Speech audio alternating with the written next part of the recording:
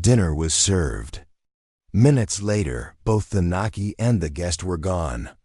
Welcome to Clue Hunt. I am your host, Thornwick. Tell me, where are you tuning in from? Your comments help keep this mystery-loving community alive. I can't wait to read them. Let's dive in. If you want to see Nero Wolfe genuinely irritated before noon, you have 3 options.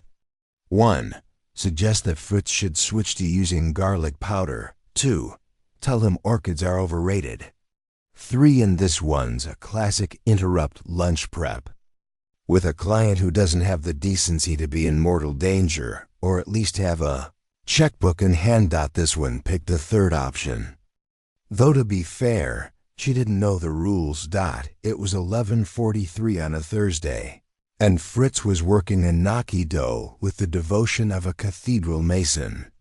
The soft pillows were arranged in precise, flour-dusted rows on the tray like little edible marching soldiers waiting for their final plunge into boiling water. I was in the kitchen getting in Fritz's way under the pretense of supervising, which mostly meant swiping a spoonful of his tomato butter reduction and offering unsolicited tasting notes. The doorbell rang. Fritz froze, holding a gnocchi in midair like Hamlet with a skull. "Mr. Goodwin," he said, "surely no one is expected?" "They rarely are," I said, wiping the sauce from my lip. "That's what makes them disruptive." By the time I got to the door, my bet was on. A delivery boy with the wrong address. What I found instead was a woman in her early 30s, composed and well-tailored, with a coat that cost more than my monthly salary and eyes that had seen enough of New York to know when it was looking back with teeth. She introduced herself as Signorina Elena Morelli, which set off a few bells for reasons I couldn't quite place. But what really got my attention was what she said next. "I need to speak with Nero Wolfe. It's about something that went missing. Something ... culinary."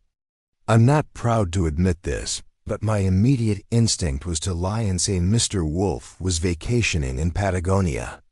"You're going to have to be more specific," I said instead. She hesitated. "It's gnocchi." That earned her a full pause. "Gnocchi," I repeated. "Lady, there are detectives who get called in for missing diamonds, not dumplings. Not just any dumplings," she said. "These were mine, handmade, a family recipe, kept private for generations. I prepared them myself for a tasting." The tray was in the test kitchen at Cucina Morelli. The next morning, it was gone. Still holding the doorframe, I leaned a little. "And you think Mr. Wolfe is going to raise an eyebrow over a tray of vanished gnocchi?" "Not just the gnocchi," she said, and her tone shifted from polished to tight. "The tasting was to finalize the signature menu for our second location. Investors were flying in." I was humiliated, but more than that, it wasn't a prank. It was sabotage. That was when I remembered. Cucina Morelli had been splashed all over the glossy food mags for months run by Elena and her famously temperamental brother, Marco. He cooked, she ran the business. Together, they were making waves in a town already.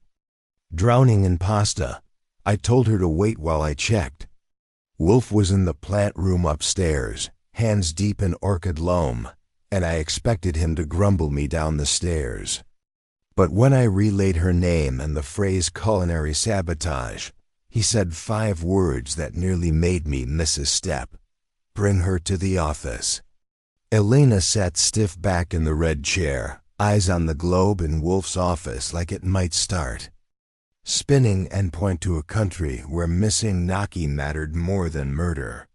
Wolfe, comfortably settled in the black leather throne behind his desk, regarded her like a botanist sizing up a flower with suspicious petals.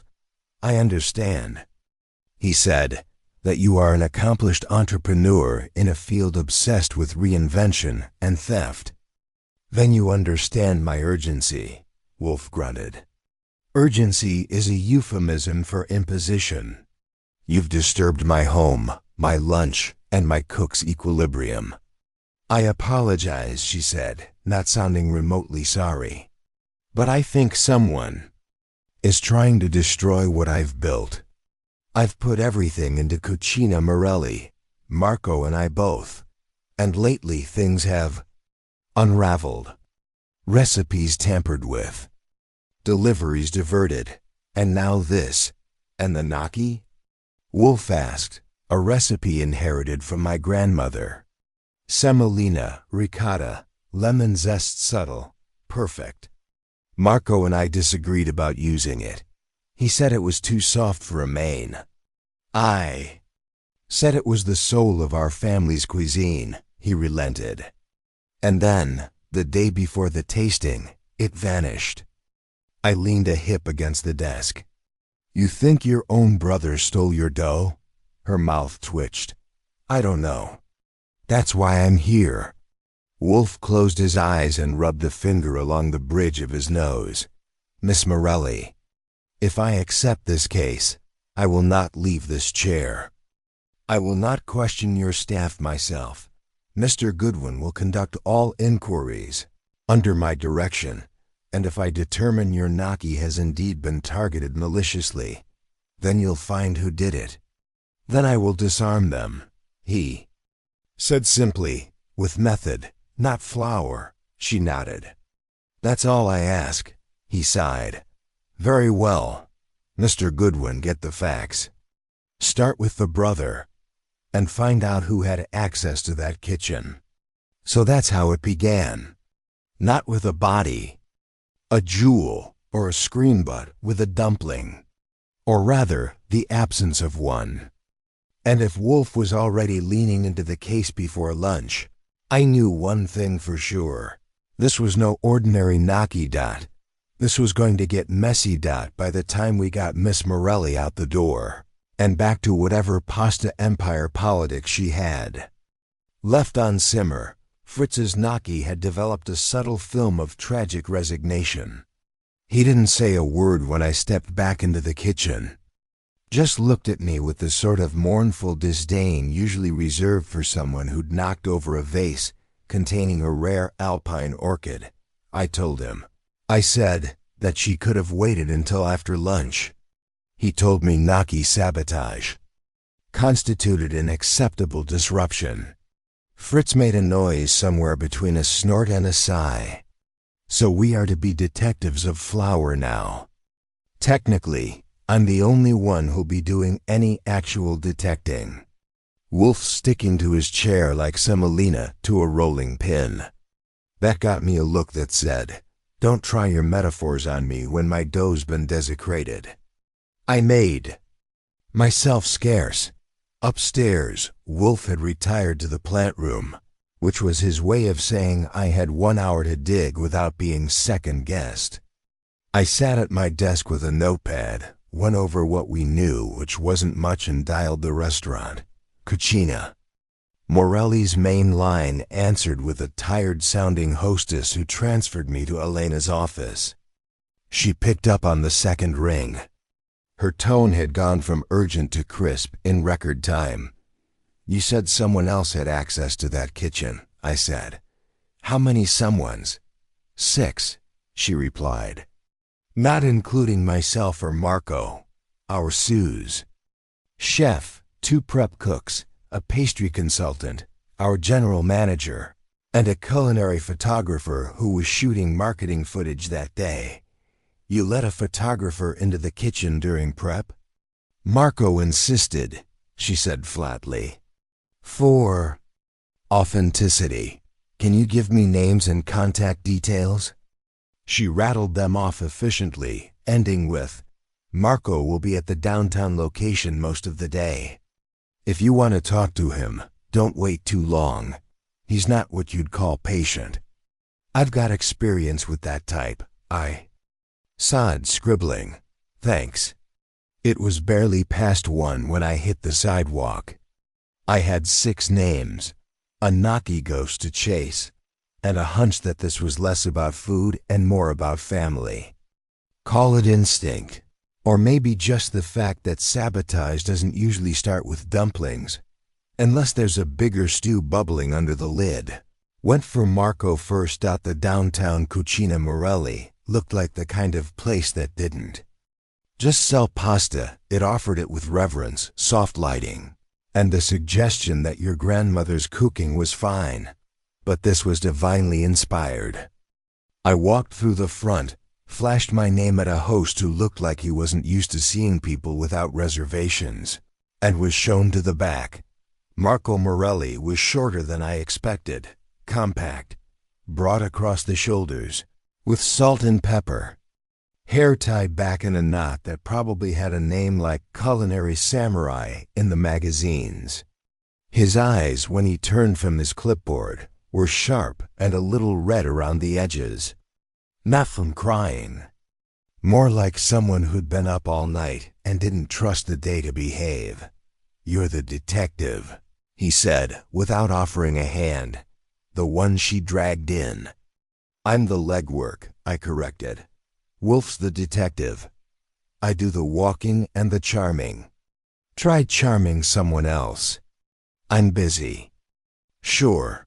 Just one thing. Did you steal your sister's gnocchi?" He blinked.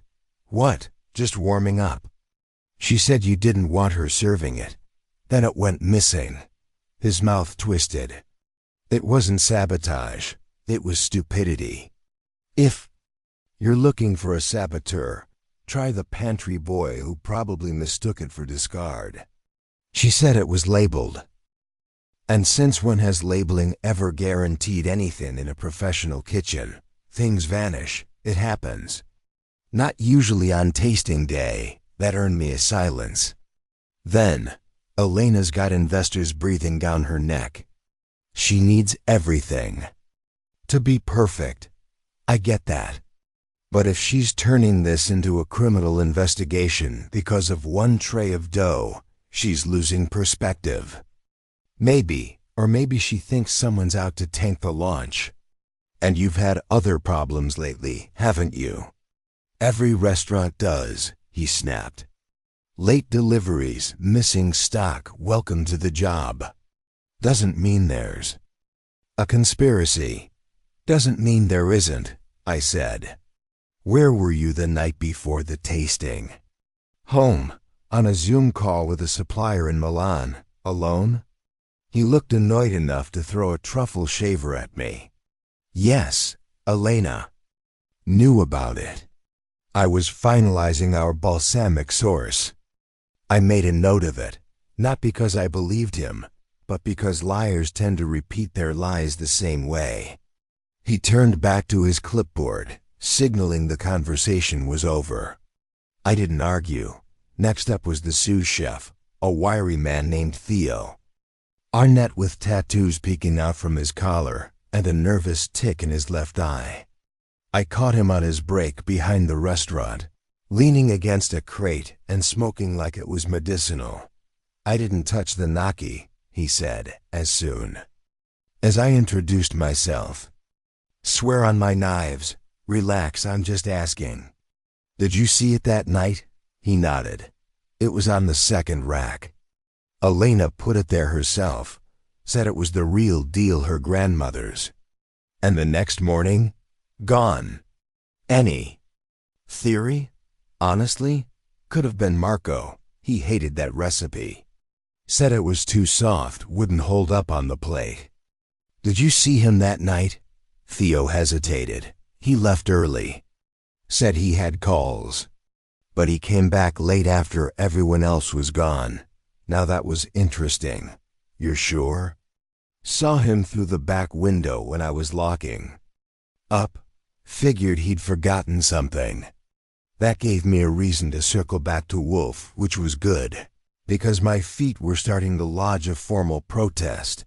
Back at the brownstone, Wolfe was in the dining room lecturing Fritz on acceptable Parmigiano textures.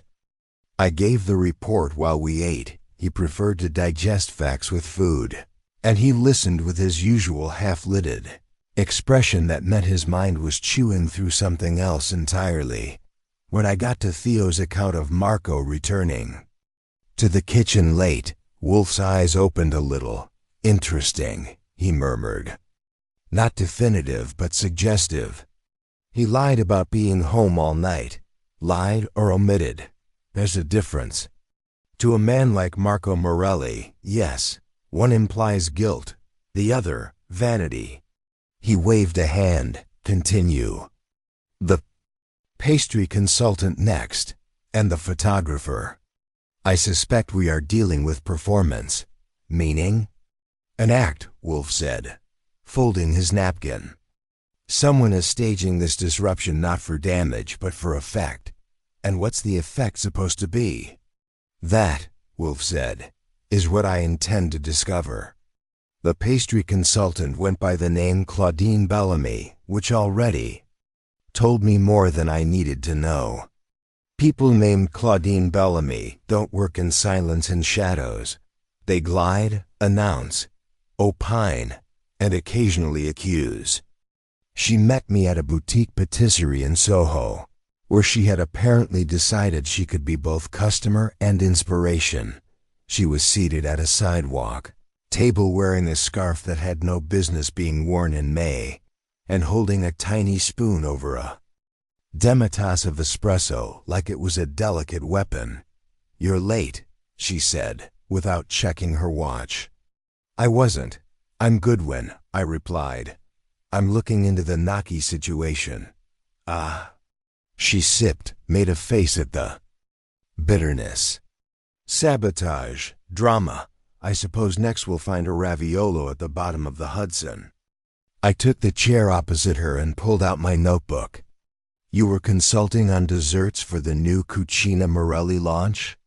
Yes, lavender panna cotta, chestnut semifreddo, a foolish experiment with pear reductions that I blame entirely on Marco. And you were there the night before the tasting? Briefly. My prep was done, and I wasn't about to linger in a war zone. Elena and Marco were circling each other like Roman senators with poisoned daggers. Trouble between them? She gave me a look like I'd asked whether the sky sometimes changed color. Of course. It's always been a war of vision. Marco's food is fire and flair. Elena's is structure and story. He wants Michelin stars. She wants legacy. Where were you when the Gnocchi went missing? I was home. With a friend. You're welcome to ask him. But he's French and believes Americans are incapable of interpreting nuance, so you may struggle. Did you notice anyone behaving oddly? She smiled. Everyone behaves oddly when something matters. But if I were placing bets, I'd say Marco. Why? Because he hates to lose, especially to his sister. He wouldn't ruin the restaurant, no, but he'd do something just petty enough to cost her sleep. That fit nicely with Theo's account of Marco reappearing after hours. I asked a few more questions, but Claudine lost interest the moment she was no longer center stage. I left her composing an Instagram post about urban stillness or something equally intangible and moved on to the photographer, Jules Thayer. Late 20s, corduroy jacket, smelled like clove cigarettes and ambition. He agreed to meet me in the back corner of a bookstore cafe in Williamsburg, the kind of place where coffee costs more if you pronounce it correctly. I was shooting the pasta line, he said. Elena wanted motion and mood, whatever that means. You were there the day before the tasting? All day. Lighting, angles, the works. She wanted the Gnocchi, but Marco said no, too delicate, so I just did B-roll. And you saw the tray? He nodded. It was on the prep rack around 4. Looked good, actually. Had this yellow hue, probably from egg yolks. I asked Elena if she wanted me to shoot it anyway. She said not yet, and then packed up around 7. Marco was in his office. Elena had left earlier. Kitchen staff was thinning out. Anyone stay late? He shrugged. I think the manager Maya was still around. I didn't see her leave. That gave me my next stop. I called the restaurant and caught Maya Reyes between lunch and dinner service. She was brisk, with the flat intonation of someone used to complaints, emergencies, and cash register reconciliation. I stayed until 9, she told me. We had a linen delivery, and I wanted to check the inventory myself. Did you notice anything wrong in the kitchen? No, but I wasn't hovering over the racks. Honestly, I didn't even know the gnocchi was missing until the next morning. And no one else came in that night? She paused. Actually, Marco did, around 10:30. I was just finishing up in the office when I heard the door. I went out to greet him, but he just waved me off. Said he forgot something and didn't need help. That's the second person who puts him there after hours. I didn't think anything of it at the time. Did you see him go near the prep rack? No, but he had his chef's bag. Might have picked something up or put something down. I thanked her and headed back to the brownstone with more threads than answers. Wolfe was in his office, sipping beer and reading something with enough Latin in it to give me a headache. I gave him the rundown, step by step. He didn't interrupt, just nodded occasionally and narrowed his eyes when I mentioned the late-night kitchen visits. Marco returned twice after hours. I concluded. First time Theo sees him. Second time Maya sees him with a chef's bag. Suggestive, Wolfe murmured. Elena says he opposed the gnocchi. Claudine confirms the tension. And you've got motive, ego, control, maybe a little sibling rivalry boiled al dente. Yes, Wolfe said, but still insufficient. I frowned. He was there. He had the means. Everyone says he hated the idea of serving that gnocchi. What more do you need? Intent, Wolfe said, and certainty. I do not wish to be merely correct. I wish to be irrefutable. He gestured toward the phone. Contact Saul Panzer. I want surveillance discreet. Have him follow Marco. Observe his behavior over the next 24 hours. And Archie be charming to Miss Morelli. Tell her I would like a copy of the gnocchi recipe. In her grandmother's hand, if possible. I raised an eyebrow. We're collecting recipes now? I suspect, Wolfe said, leaning back, that this gnocchi is not merely food, it is an artifact. A symbol, and symbols are rarely destroyed without purpose. I made the calls. Saul was on it within the hour. Elena was initially puzzled, but agreed to send a scan of the original recipe, which she said had been written on a browned, oil-spattered card in her grandmother's pen. When it arrived the next morning, Wolfe examined it with more reverence than he'd shown any human being all week.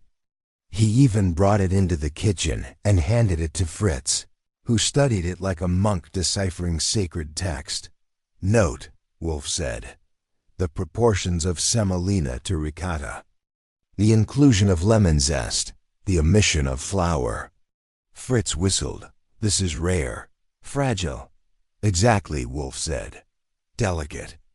Prone to error. Hard to reproduce, Fritz added. Even harder to scale. Which, Wolfe murmured, might explain why someone would prefer it not be served at all. The theory was sharpening. This wasn't just a matter of taste or control. This gnocchi recipe wasn't practical for a chain menu. It was a family heirloom being forced into industrial use. Someone had wanted to stop it, not with confrontation, but with quiet removal. But who? Wolfe leaned back, closed his eyes, and folded his hands over his stomach. Mr. Goodwin, bring me the investor list Elena mentioned. I believe our saboteur was not merely making a point. They were negotiating, silently, Strategically, I nodded. And what's the next step? He opened one eye. Next, we forced them to speak. It was early afternoon and overcast, which matched the mood in the brownstone. I'd just gotten off the phone with Saul Panzer, who after trailing Marco Morelli for a day and a half had reported nothing more incriminating than a cappuccino run, 2 shouting matches in Italian, and a brief stop at an uptown tailor where Marco tried on a dinner jacket and scowled at his reflection like it had just insulted his Nona. Wolfe, of course, found this both unsurprising and disappointingly consistent with a man whose self-regard is louder than his methods.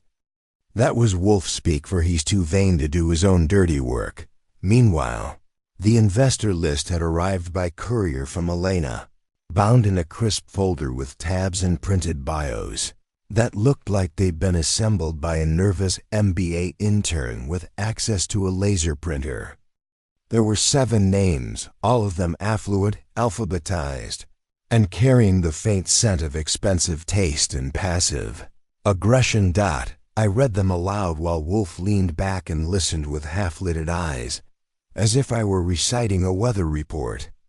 He didn't plan to act on, but liked to have for atmosphere Dr. Gerard Lang, private equity, retired cardiologist. Sylvia Chen, food blogger turned capital partner. Jonah Kaspari, real estate guy with a thing for Mediterranean concepts. Pamela Knox, hospitality consultant with a pedigree longer than most wine lists. Eric and Tilda Tennyson, silent investors, own 5 boutique hotels. And finally, Darius Wexley. At that name, Wolfe's eyes opened a fraction. I paused. You know him? I know of him, Wolfe said. Wexley is a trend forecaster with more arrogance than accuracy. He once predicted the death of olive oil.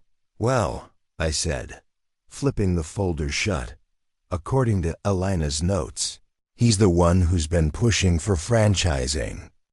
She didn't name names before, but this confirms it. Wexley's the one urging expansion, menus, margins, more locations. Wolfe muttered something in a tone normally reserved for invasive weeds. That supports the theory, I added. If he saw the gnocchi as a bottleneck, too tricky to mass produce, it's in his interest to see it quietly vanish. Indeed, Wolfe said. And better yet, if Elena doubts her own control of the kitchen. A well-timed failure can shift leverage, particularly when ownership shares are still in flux, which gave us a working motive. Undermine the signature dish, sow doubt in the launch. Create just enough chaos that Elena might loosen her grip and let Wexley push his vision through. All without confrontation, without visible sabotage. Neat, marketable even. Wolfe steepled his fingers. It's time we invite Mr. Wexley to the brownstone. I called Elena. She didn't hesitate. He's slick and he's always smiling. But there's something about him that makes your skin go cold after he leaves. I'll tell him you want to talk. He'll say yes. He's obsessed with projecting control. Half an hour later, we had a meeting for the following morning. Wolfe gave Fritz the rest of the day to experiment with ricotta textures and retired to the plant room, while I followed up with Saul, who was now keeping an eye on Wexley. The next morning, Wexley arrived 15 minutes early and spent 12 of those commenting on our sidewalk garden. Urban horticulture, he declared, stepping into the front room like a man used to admiring his own voice. The last honest act in Manhattan. He was tall, manicured, impeccably dressed in a way that said he'd paid a consultant to dress him like he didn't care. He smelled faintly of vetiver and opinions. Wolfe didn't stand when I showed him in, of course, just waved toward the red chair. Mr. Wexley, he said. Thank you for coming. Your name carries weight, Wexley replied. crossing his legs with the sort of casual control that photographers try to capture in tech startup ads. "I'm intrigued. That's gratifying," Wolfe said dryly. "We are engaged by Miss Marple. We're investigating the circumstances surrounding the disappearance of her Gnocchi." "Good grief," Wexley said, laughing. "That's what this is about." Wolfe didn't move. "You find it amusing?" "I find it par for the course. Elena is talented but dramatic. Something doesn't go her way, and suddenly we're summoning detectives over pasta. Food," Wolfe said, "is never just food, especially when it is ancestral, symbolic, or used as leverage." Wexley's smile slipped half an inch. "Look, I don't know what she's told you, but the restaurant's success doesn't depend on a single tray of handmade dumplings. That recipe wasn't scalable. I told her that. She refused to listen." "You offered an opinion," Wolfe said. "And..." Shortly thereafter, the item in question disappeared. Wexley scoffed. "That's absurd. You think I snuck in and threw it out myself?" "I think," Wolfe said, "that you are precisely the kind of man who doesn't do his own work." That landed. Wexley's nostrils flared just slightly. "You're very clever, but this is a business, not a crime scene." "Indeed," Wolfe murmured. "And businesses are often the most elegant crime scenes of all. Tell me, Mr. Wexley, were you aware that Elena intended to include the Gnocchi as the centerpiece of the investor tasting?" "Yes, and that it represented her family's heritage and her vision for the brand." "Yes, and that its absence embarrassed her, I suppose." "Then you must also understand that a missing dish at such a critical moment weakens her position, especially with certain investors pressuring for a more profitable approach." Wexley shifted. "What are you accusing me of?" "Nothing," Wolfe said. Yet there was a pause. Wexley smiled again, but it didn't reach his eyes. "Well, if you find the missing Gnocchi, do let me know.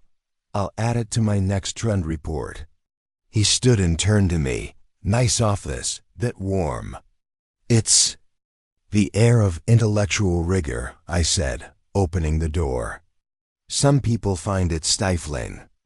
When he was gone, Wolfe finally let out a sound that might have been either satisfaction or indigestion. "He's not stupid. That makes him more dangerous, not less." "You think he ordered someone to dump the Gnocchi?" "Possibly. But more likely, he made his preference known. And someone else acted, either to curry favor or to avoid conflict." "Who?" Wolfe tapped a finger against the armrest. "Someone with access. Someone who believes themselves invisible." A moment later, Fritz entered quietly with a message from Saul. "Mr. Panzer reports Wexley met privately with Maya Reyes 2 nights ago at a bar near the restaurant." That pulled Wolfe's mouth into a thin line. "Now that," he said, "is instructive. Think she's our dumpling assassin?" "I think," Wolfe said, "that tomorrow we call a meeting. All parties, all interests. We open the doors and let the truth ferment." "Like a good balsamic?" "Like a rotten egg," he replied. "Let the stink do the work." Wolfe didn't. Sleep on it. Not that I'd ever accuse him of losing sleep over anything, except a mislabeled spice, jar, or the wrong temperature in the orchid room. But I could see it in his eyes the next morning over breakfast. The gears were turning. Something had clicked. Not solved, he wouldn't give me the satisfaction of admitting that, just yet. But a line doc we started with poached eggs and grilled asparagus, which Fritz claimed was inspired by Elena's family palate, though I suspected it was more an attempt to restore culinary dignity after the whole Gnocchi debacle. Wolfe ate slowly, staring at the salt cellar as if it might confess. He didn't speak until halfway through his second cup of coffee. "Today," he said, "we will assemble the elements."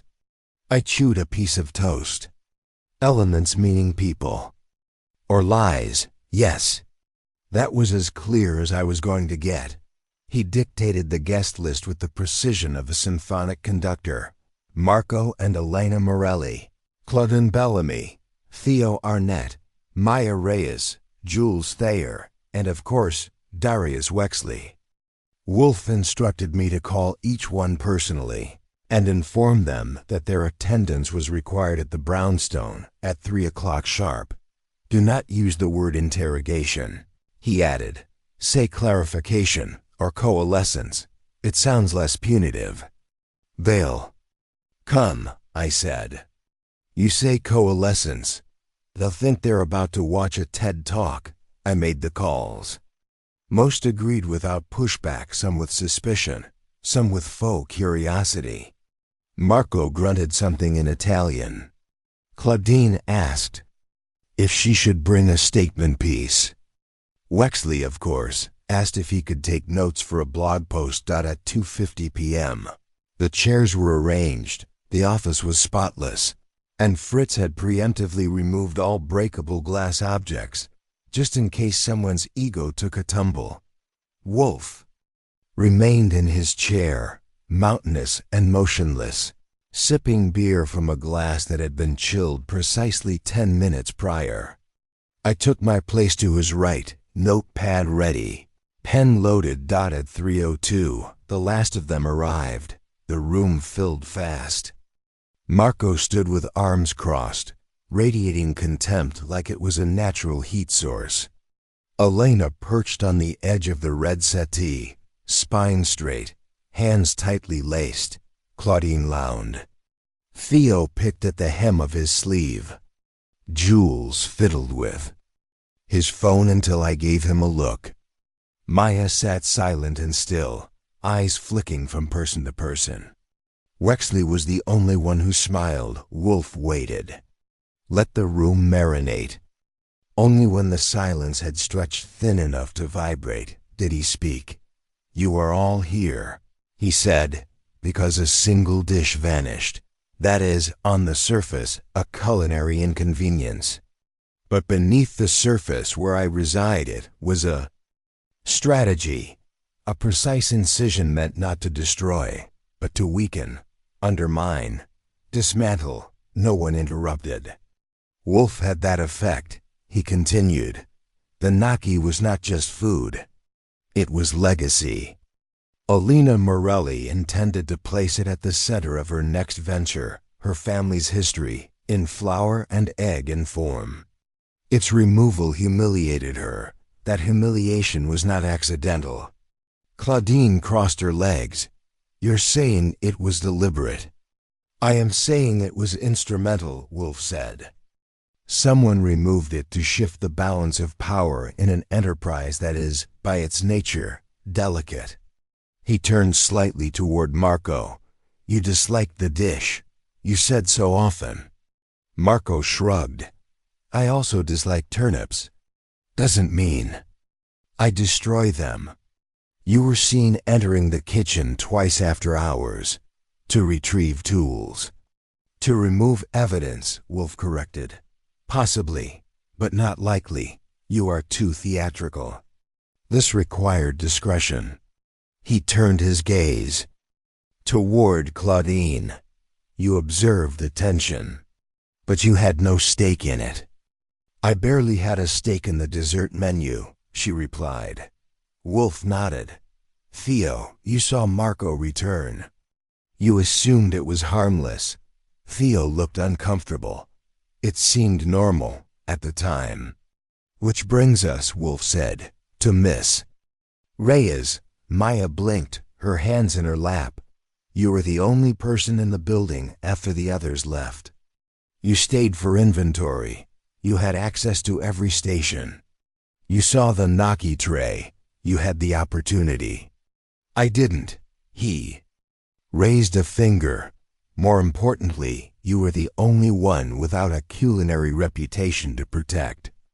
You are operations, logistics, quiet, and most critically you met with Mr. Wexley, off hours, privately. That did it.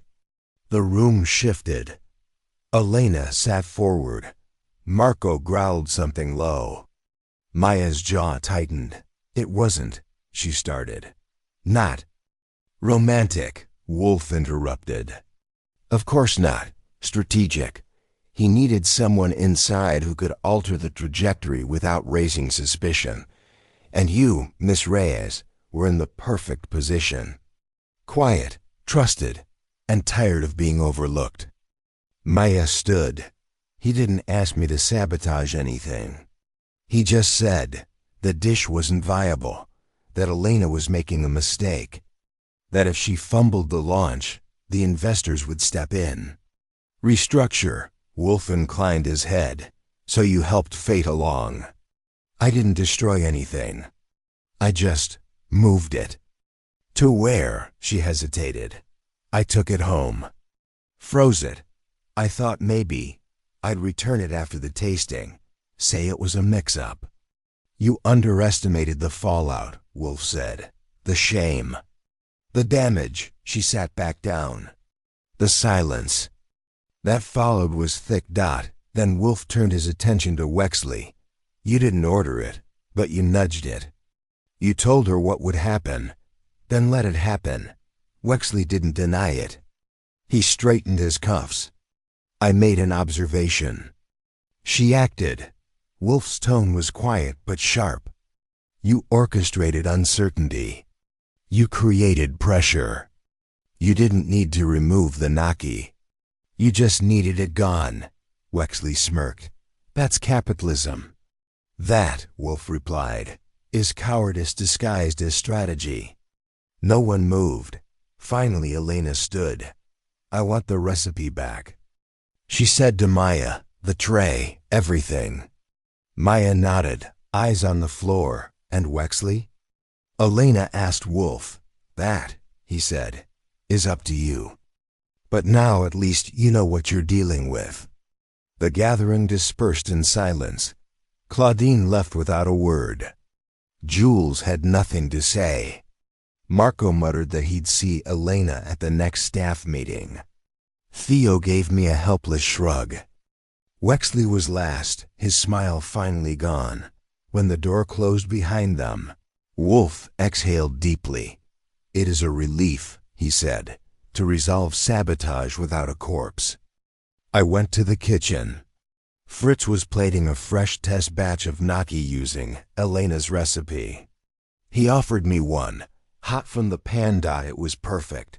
Light, sharp, soft as a memory. Back in the office, I sat across from Wolfe. So what now? He sipped his beer. Now we eat. The world can ruin many things, Archie. A recipe should not be one of them, and that was that. A crime without blood, a dish returned, a power shift averted. Just another day in the brownstone where flour can be as dangerous as a knife, and justice sometimes is served al dente. The gnocchi was back in the kitchen, and justice, however oddly shaped and semolina-based, had been served. But if you think that closed the book, you haven't spent enough time watching Nero Wolfe navigate human folly. Especially when the case leaves a scent that doesn't quite wash off with the dishes. It was 2 days after the confrontation in the office, and the brownstone was back to its regular rhythm. Orchids were being inspected. Fritz was humming again. In the kitchen, and Wolfe had resumed his habit of answering questions with Latin phrases or silence. But something was still itching behind his eyes. I noticed it over lunch. He was unusually quiet through the first course, cold poached trout with lemon vinaigrette. By the time we reached the asparagus soup, he'd started tapping a finger against his napkin with the kind of restless precision that meant he was running a final sequence through his head, looking for a number that didn't quite add up. I waited. On the last spoonful of soup, he finally spoke. There is a piece missing. I thought we found all the pieces, I said. Maya confessed. Elena got her dumplings back, and Wexley slithered off to forecast the end of morality. No. Wolfe said, that was the action. I'm speaking of the reason. You want to go deeper than power struggle and subtle sabotage? Yes, I leaned back. You think Maya had a different motive? She had a secondary one, Wolfe said. The primary instigator was Wexley. But Miss Reyes acted with an urgency that does not match her temperament or her position. I don't believe she was merely manipulated. I considered that. She didn't ask for anything. Didn't benefit. Precisely, Wolfe said, pointing with his spoon. Which suggests either guilt or fear. That made me sit up. You think someone threatened her? I think, Wolfe said. We are not done. After lunch, I called Elena. She sounded exhausted but sharper, like a woman who just walked out of a maze she didn't know she'd been trapped in. Is something wrong? She asked. I thought it was settled. I want to talk to Maya again, I said. Something Wolfe said doesn't sit right. There was a pause. She didn't come in today. She quit? No, Elena said. She called in. Sick. First time in 3 years. But I heard from the sous chef Theo. He says she's been seen around the restaurant after hours, just standing across the street. That clinched it. Thanks, I said. We'll follow up. Wolfe gave a grim nod when I relayed it. Mr. Goodwin, go. See her, speak plainly, and watch her hands. If they shake, we've underestimated her burden. I found Maya Reyes in her Queen's apartment, a quiet unit above a laundromat with lace, curtains and 2 locks on the door. She looked like she hadn't slept. Her clothes were clean but wrinkled. Her eyes had that dull glassy edge that doesn't come from guilt. It comes from being afraid of what happens when guilt stops being. Enough. I already told you everything, she said after letting me in. Maybe, I said. But something doesn't add up. You didn't just move the Gnocchi to give Elena a hard time. You were scared. That doesn't come from Darius Wexley. He's a lot of things, but threatening isn't one of them, not directly. She sat on the edge of her sofa and stared at the floor. What did he have on you? I asked. She shook her head. Or, I said, sitting across from her, was it someone else? At that, her mouth moved slightly, like it was trying to open and close at the same time. I didn't mean to be involved, she said finally. I didn't want to hurt her. Then who did? Maya looked up, and in her eyes I saw it, the same thing Wolfe had seen in his soup. Not malice, pressure. Someone had put her in a corner and told her which way to face. Marco, she whispered. Now that was a twist. Elena's brother? She nodded. He came to me a week before the tasting. Said the recipe would embarrass the kitchen. Said if it went public, the staff would revolt. He wasn't threatening, but he made it sound inevitable. Like if I didn't remove it, someone else would, and they wouldn't be as gentle. I exhaled. You were protecting Elena from him. I thought I was. He said it was for the brand, that Elena needed protecting from herself. I didn't realize he'd already looped Wexley in. So Wexley found out after the fact? Maybe he suspected. But Marco was the one who set it all in motion, and he let you take the fall. She nodded, slow and numb. I stood. Thank you, Maya. I'll take it from here. When I got back, Wolfe was in the plant room, of course, breathing in humidity and silence. I delivered the report standing between 2 racks of orchids that smelled vaguely like lemon and stern rebuke. When I finished, Wolfe only said, "Huh." Back in the office, he issued the summons again, just one this time. Marco Morelli. He arrived that evening, annoyed and half defiant. "What now?" he asked, sitting down uninvited. Wolfe looked at him as one might a smudged window. "You sacrificed your sister's authority for the sake of optics. You convinced an underling to erase her signature dish to spare your pride." Marco blinked. "That's not. You orchestrated it, then stepped back to let others absorb the consequences. Maya took the blame. Wexley claimed the intent. But it was you who made the first move." Marco's voice dropped. "I was protecting the kitchen. That gnocchi couldn't scale. That's a business decision," Wolfe said. "Not a covert operation. You wouldn't understand." "No," Wolfe said, "because I do not. Destroy what I cannot control." The silence hung like fog. Marco stood. "You won't tell Elena."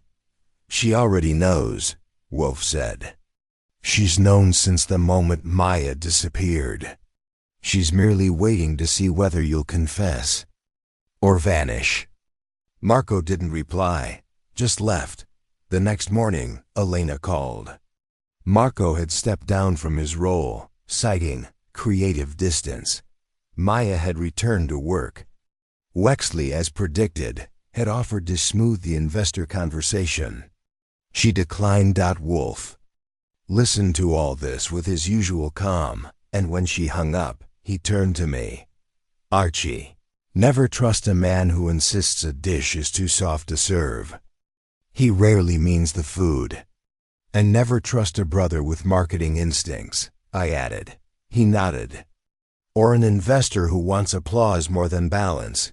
"So," I said, "we're done?" Wolfe leaned back. "With this dish, yes. But appetites," he said, "are never so easily sated." That evening, Fritz served gnocchi again, Elena's recipe, made precisely to spec. This time, nothing vanished. It would have been a neat ending if the gnocchi had stayed vanished, and Marco had walked off into the sunset, trailing a wake of culinary regret. But we don't live in the part of the story where everything ties up with a bow. We live in the part where Nero Wolfe keeps pulling at threads until even the lining unravels. 3 days after Marco stepped down, Elena came to the brownstone. Not with an emergency this time, no missing food, no corporate betrayal. Just a quiet knock at 10 in the morning and a tightly folded piece of news tucked into her coat. I showed her into the office, offered her a seat, and sent Fritz for coffee. Wolfe looked up from his copy of l'Illustration Horticole long enough to nod, which for him is the equivalent of a red carpet. "I didn't want to involve you again," she said, handing over a folder. "But I found something in Marco's old files." Wolfe took the folder and opened it without comment. Inside were printouts of emails, one of which was flagged in yellow. I moved around behind his chair to read over his shoulder, which I wouldn't recommend unless you have a death wish or a very good excuse. Fortunately, I had the latter. The email in question was from Marco to Darius Wexley, dated a month before. The tasting disaster. The subject line read, Phase 2. The body was short. Remove her confidence first. The dish is a lever. If we shake her foundation now, the expansion becomes the only lifeline. Let Wexley handle the investors. I'll handle her. Wolfe let out a low breath through his nose. Not quite a snort. More like a whisper of vindication. Subtle, he murmured.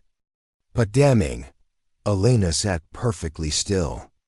I didn't know how far it had gone. I thought it was just ego. But this was strategy, calculated. Indeed, Wolfe said. You were not simply undermined, you were targeted. I folded my arms. He was playing both sides, sabotaging the tasting to corner her, while cozying up to the investors as the stable alternative. Wolfe nodded. And leveraging Wexley's hunger for scale. Marco had no intention of stepping aside until the manipulation failed. Elena stared down at the rug. I should have seen it. No, Wolfe said, with surprising gentleness. You should not have needed to. She looked up. What do I do with this? Use it, he said. Privately, do not publish it. But let him know, that you are no longer unaware. It is the knowledge that shifts power, not the accusation. She nodded once, folded the folder again, and left. Wolfe didn't speak for a while after she was gone. Just sat with his fingertips pressed together, looking not at the orchids but at the blank space above his desk, where ideas floated and schemes unraveled. Finally he said, Mr. Goodwin, I am reminded of a parable. Oh boy, I said. Here it comes. He ignored me. A chef once built a dish so fragile that no one dared serve it. Then another chef came along and dropped it on purpose, just to prove the first was foolish. Let me guess, I said. The second chef opened a franchise, and the first one started a podcast. Wolfe gave me a look that could have aged dairy. Elena, he said, is not the fragile dish. She is the test. And her brother failed. Later that day, I followed up with Maya to let her know she wasn't out of the woods entirely. Not that. Wolfe intended to punish her, he'd made that clear. But if she planned to continue in her role, there would be conditions, transparency, boundaries, and zero off-the-record meetings with investors, manipulative siblings, or anyone holding a marketing degree. To my surprise, she took it well. She seemed relieved, in fact. I didn't want to keep lying, she said. But I couldn't quit either. This place, it matters. That much I believed. You can fake a lot of things in the restaurant business. Passion isn't one of them. As for Wexley, he sent an email to Wolfe the next morning. It read, a masterful performance. If I ever need a rebrand, I know who to call. Wolfe deleted it without responding. The next few days passed quietly. The kitchen at Cucina Morelli launched the new menu without incident. The gnocchi was served twice, in fact praised in a review by a major critic who called it melancholic and precise. I didn't understand what that meant, but Elena told us it was the highest compliment possible. Fritz made his own batch to celebrate, and Wolfe never won for fanfare, allowed a single nod of approval after the first bite, which, coming from Wolfe, is basically a standing ovation. We were on the fourth night of peace when the bell rang again. This time it was Saul Panzer. He didn't knock like a client or slink like a suspect. He just stepped in, nodded at me, and handed over an envelope. Thought you'd want this, he said. Came to my box, no return address. Wolfe opened it with a paper knife and pulled out a single sheet. I moved around to read it. This time he didn't stop me. It was typed, clean, no signature. You handled the gnocchi well, but there's more to come. Recipes are only the beginning. Some kitchens are built on secrets. Wolfe read it twice. Then a third time, anonymous. I said, but the tone's familiar. Yes, Wolfe said. It is. Think it's Wexley? No, he replied. Too careful, too pointed. I frowned. Then who? Wolfe leaned back in his chair. I suspect, he said slowly, that this is not a threat. It is a warning. I waited, but that was all he offered. We didn't hear from Elena for the rest of the week. The next time we saw her name, it was in the New York Chronicle, a profile piece on bold female restaurateurs taking back the narrative. There was a photograph, her in a white chef's coat, standing in front of her new location with the sign La Nonna just visible behind her. The caption read, "The dumpling that survived the storm, Wolfe grunted when he saw it. Sentimental, he said, but apt. The article made no mention of Marco or Wexley or any missing Gnocchi, just legacy and resilience. And the idea that maybe the most important ingredient isn't heritage or perfection, but conviction. That night, Fritz served a variation, gnocchi with beetroot and sage butter. Wolfe declared it acceptable, which meant he liked it.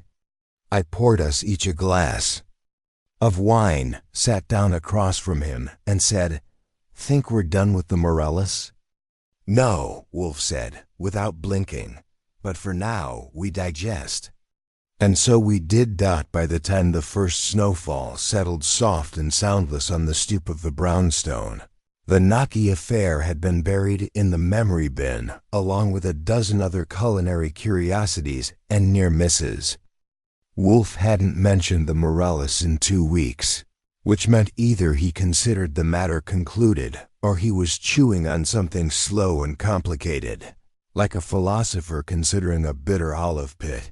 I had my money on the latter. Winter has a way of sharpening everything: the wind, the tempers, the silences. Even the creaks in the brownstone stairs felt louder, as if the house itself had opinions. I was halfway through reorganizing our client files, a thrilling exercise in alphabetical self-loathing, when Wolfe summoned me to the office. He was seated, as always, in his chair, but his posture had shifted. Not just upright, but angled. Forward, fingers steepled, brow drawn. That meant we were back in the game.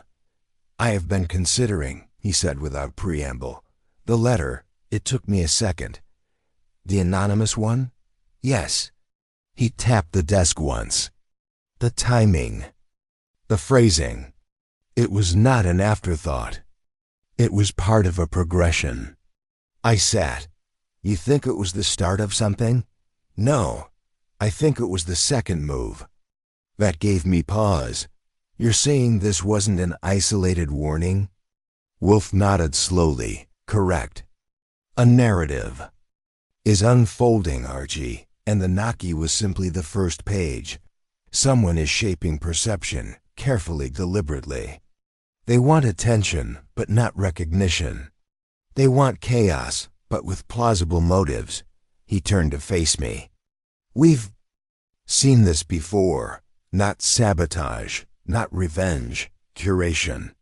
I reached for my notebook. "So this person isn't just stirring the pot, they're writing the menu." "Precisely. And they think we're dining guests?" "No," Wolfe said. "They think we're the critics." That reframed things fast. I went back over everything in my mind. Maya's fear, Marco's manipulation, Wexley's smug distance, the letter. If someone had orchestrated that series of events to test us or bait us, it worked. "Then the question is," I said, "what's the next course?" We didn't wait long. The call came the next morning from Saul Panzer. Calm, clipped, professional. "I was tailing Wexley again," he said, "just in case." He met with someone outside Cucina Morelli's new Brooklyn location. Woman in her 60s, gray hair, French accent.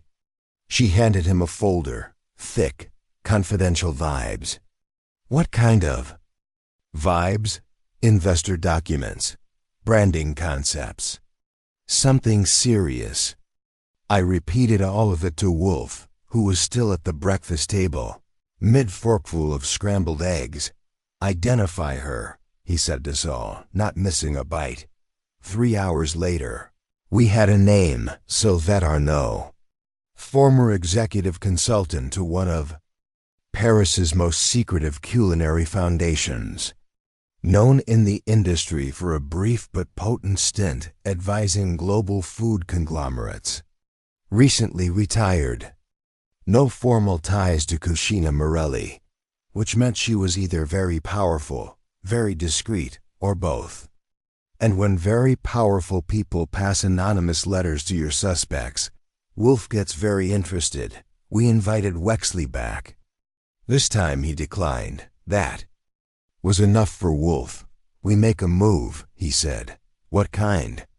Public, he said, but controlled. He instructed me to reach out to a food journalist, one we'd helped once with a case involving counterfeit saffron, and leak that. Wolfe had consulted on the recent Morelli affair. I was to make it sound offhand, just an insider whisper. The journalist, delighted, promised to float the rumor with dignity. Wolfe wanted the name out there linked, however obliquely, to the restoration of the Gnocchi. He wanted the puppeteer to know we'd seen the strings. It worked. The next evening, a courier delivered a box to the brownstone. No return label. Inside, a jar of tomato conserva aged, sealed, and signed Essa on the lid. A card.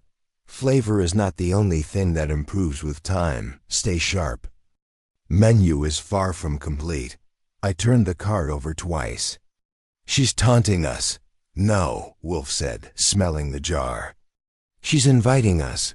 Why? Because, he said, she wants an audience. And just like that, a simple case.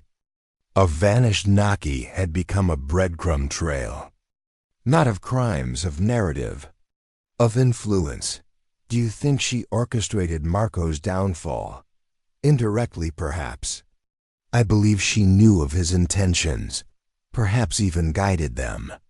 Why? Because, Wolfe said, some people cook, others stir. We traced her through shell companies, silent partnerships, old magazine features. She had left fingerprints all over the industry, never bloody, never obvious. But wherever she appeared, reputations shifted. Recipes changed. Power moved. The Gnocchi had been her test, and we had passed. There was no crime to prosecute. No victim, not anymore. But Wolfe had felt it from the beginning, that unsettling knowledge that someone was playing the long game. Not to break the system, but to rearrange it. She's building something, Wolfe said one night, sitting by the fire, eyes on the flames. Not a restaurant, a story, a structure. She wants a narrative empire, I said, with her name nowhere on the sign. Yes, Wolfe murmured. And I will not be a character in her play. The next morning, he sent a letter, not an email, not a call. A physical letter, written by hand in ink I hadn't seen him use in years. It was addressed to Mademoiselle Arnaud. I decline your invitation, respectfully. This house, this chair, this mind are not for sale. But I do thank you for the conserva. Fritz found it robust. Nero Wolfe, there was no reply. But the brownstone, for the first time in weeks, felt calm again. Peace didn't return with applause. It came quietly, like the taste of something familiar, something old, made new again. That night, Fritz served the Gnocchi again. With basil oil and shaved pecorino, it was perfect. Not dramatic, not historical, just perfect. And Wolfe, after the first bite, said nothing at all. Which is how I knew this story was done. For now, it was a Tuesday when the snow turned to sleet. The streets turned to slush, and the city's usual bitterness gained texture. Inside the brownstone, we were warm, stocked, and perfectly content to ignore the outside world, which, of course, is precisely when the outside world decides to tap on the window with a gloved finger and an urgent agenda. The call came at 9:13. M. Wolfe had just started breakfast, a poached egg resting on a nest of sautéed spinach, a dish Fritz insisted was cleansing. Wolfe, who distrusted anything with the word cleanse attached to it, was tolerating it on the strength of melted butter and garlic. I took the call in the front room. The voice on the other end was soft French, and not in the mood to identify itself. I would speak with Mr. Wolfe, the voice said. Privately, not how we do things, I said, already on alert. He hears what I hear. A pause. Then tell him this. The consomme is clear, but the broth is not finished. There is meat on the bone. Click. I relayed the message verbatim. Wolfe didn't even blink. He just returned his attention to the spinach with a slight sigh, as if annoyed that the meal now had a thematic element. She's not done, I said, grabbing my coffee. She is never done, Wolfe said. That is the nature of architects. The structure is never complete. She wants another move. Yes, then why call? Why the cloak and dagger? She already had her moment. Because, Wolfe murmured, she requires a witness. And we are the only ones who noticed the first act. There are conversations you don't win with Wolfe. You just follow the thread and hope it loops into something resembling a circle. I spent the next 2 hours researching Arnaud's past consultancy roles while Wolfe mulled over the consomme metaphor like it had been delivered from Delphi. At 12:03. We got the package. It was small, square, and professionally wrapped. No postage, hand-delivered. Inside, a copy of Le Guide Gastronomique de Lyon, 1983, a rare printing. Inside the front cover, a sticky note with the word page 147 written in red ink. Wolfe opened to the page, and we both read it at the same time. Restaurant. Orrery, known for a singular dish that never appears on the menu. A Parmesan risotto prepared only for select guests who know how to ask. The recipe, once rumored lost, is said to be a test of loyalty, one that separates the eater from the diner. I looked at Wolfe. Okay, she's gone full riddle now. No, he said. This is not riddle, this is invitation. To what? To understanding, he said, standing a rare and serious event. Come, Mr. Goodwin, we have a dinner to prepare. Asterisk. At 7 o'clock that evening, we arrived, we at a private supper club tucked behind a shuttered wine bar in Soho. Fritz had called ahead and arranged an entry, using one of his rarer contacts in the underground culinary world. Wolfe hadn't dined outside the brownstone in 5 years. The act of him putting on a hat was more disturbing than any crime scene I've encountered. Inside, the lighting was low, the chatter was coded, and the host said nothing but handed us a single card. Tonight's menu is incomplete. Ask and it may be revealed. Wolfe handed the card back. Parmesan risotto, he said, his voice a thundercloud in tweed. The host gave a short nod. Of course. We were seated in a back alcove. No view, no music.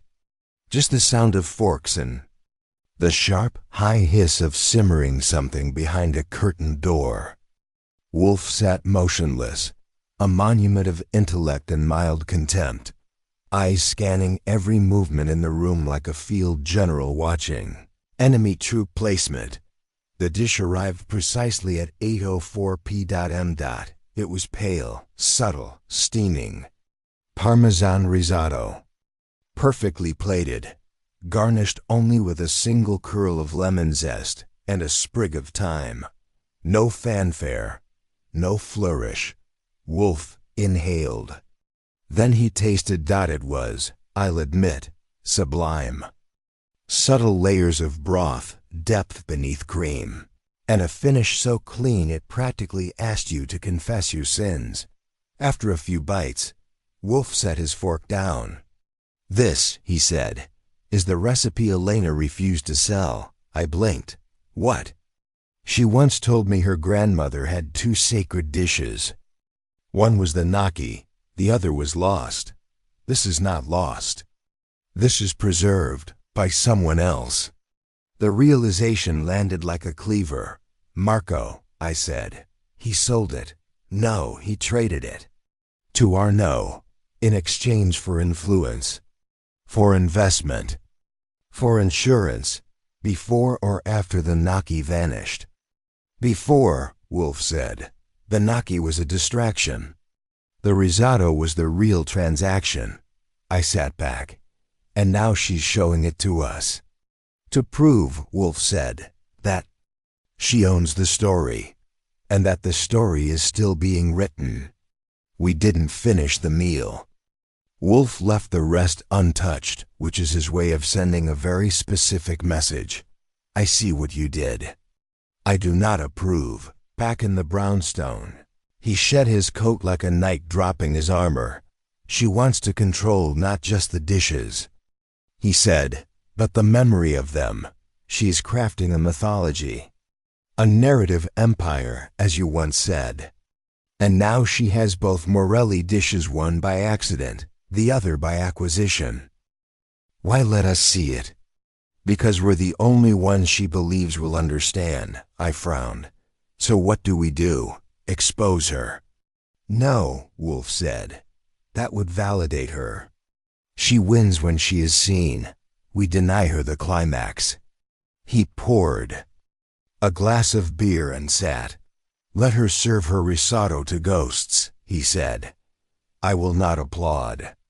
I left him in the office, stewing in quiet indignation and principle. The snow was still falling. Outside, the world went on, full of restaurants and stories and recipes, traded like secrets. Inside, the brownstone returned to stillness.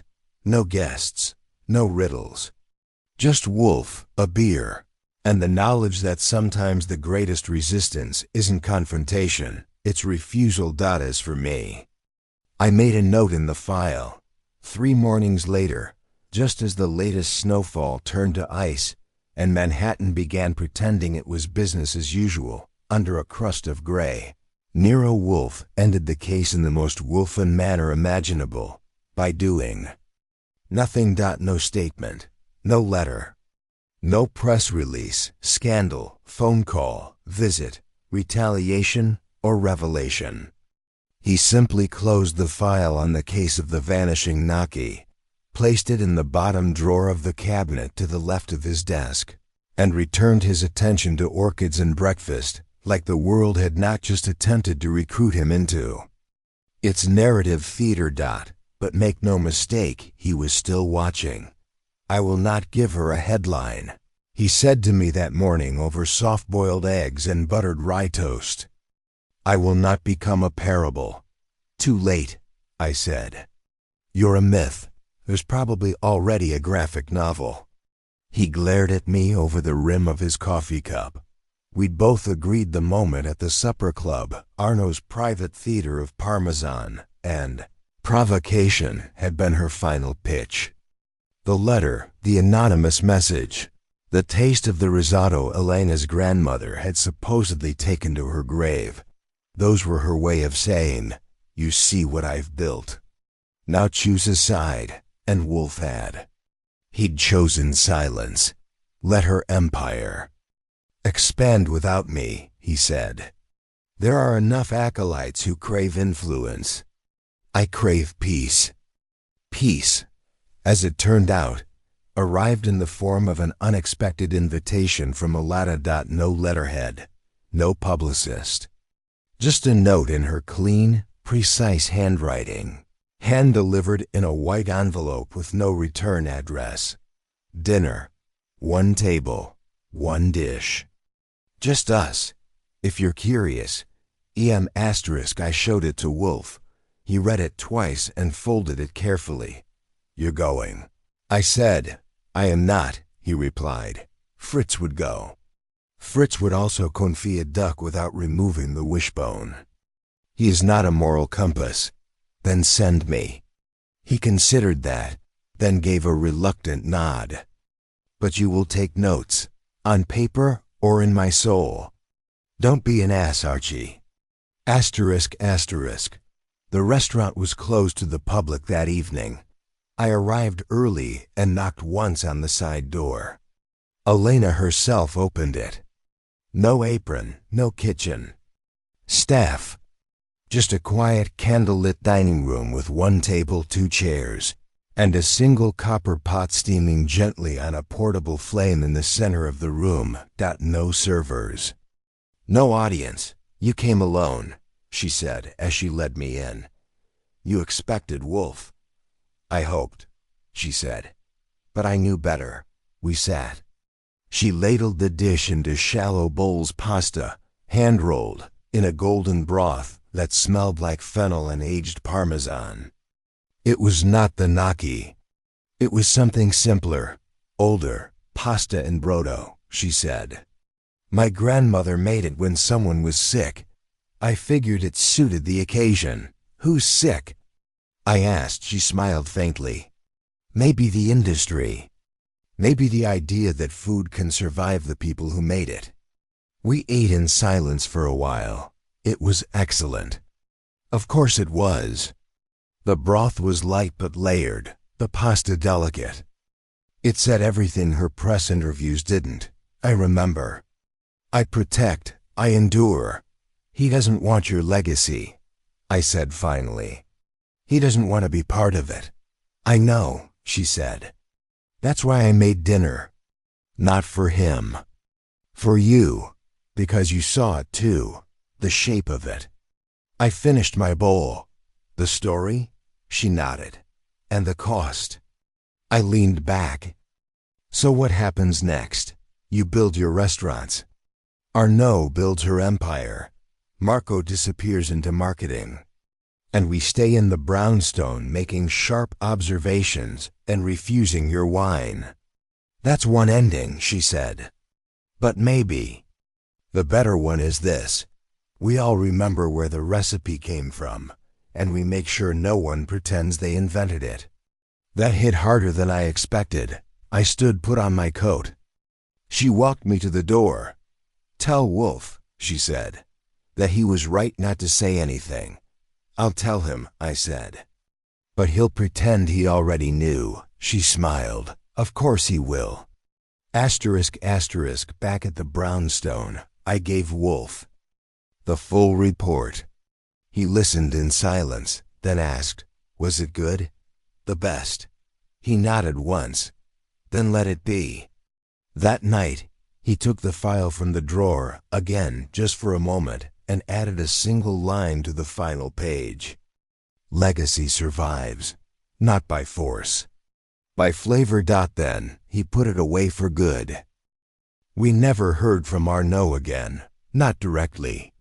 But her name began appearing in trade papers, whispered around food expos, cited in think pieces about culinary narrative and the future of experiential dining.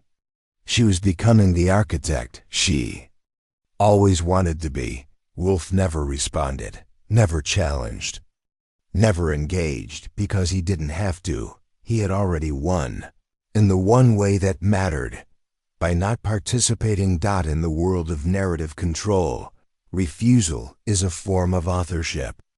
Silence, a form of strategy. Nero Wolfe had chosen his story, not the one they tried to write around him, but the one he wrote with stillness, with taste, with restraint. And that, in the end, was the best dish of all. Asterisk, asterisk. The next morning, breakfast was back to normal.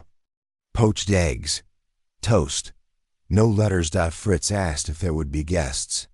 No, Wolfe said, only truth. And then, like the whole saga had been no more than a passing breeze, he opened the Gazette, turned the page, and resumed reading. As for me, I wrote this down. Because someone ought to remember. The gnocchi may have vanished, but the flavor? It lingered. There's a rhythm to endings in the brownstone. They don't come in crescendos or cinematic curtain drops. Wolfe isn't one for drama, unless you count the drama of finishing a sentence with a Latin phrase and a withering glare.